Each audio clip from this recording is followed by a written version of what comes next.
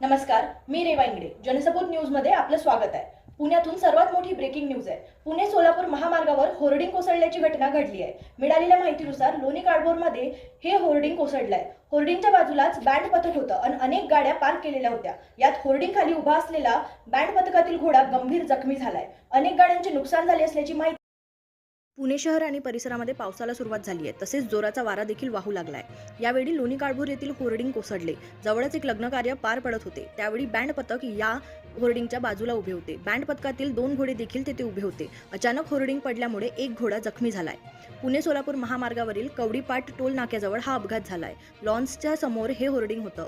Hoarding कोसळल्याने 2 wheeler, 4 चाकी आणि बँड पथकाच्या गाडीचं नुकसान झालंय. सायंकाळी 4:30च्या सुमारास ही दुर्घटना घडली आहे. घटनास्थळी बचाव कार्य सुरू आहे. सुदैवाने यात कोणतीही जीवितहानी झाली नाही, पण घोडा गंभीर जखमी झाला आहे. 4 दिवसांपूर्वी मुंबईतील घाटकोपर येथे एक होर्डिंग पेट्रोल पंपावर कोसळले होते.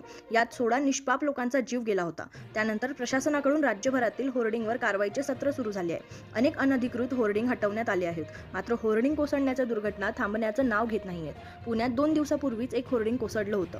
होर्डिंग बसवताना योग्य ते अभियांत्रिकी गरज पाळली जात नसल्याने असे अपघात होत असल्याचं तज्ज्ञांचं मत आहे.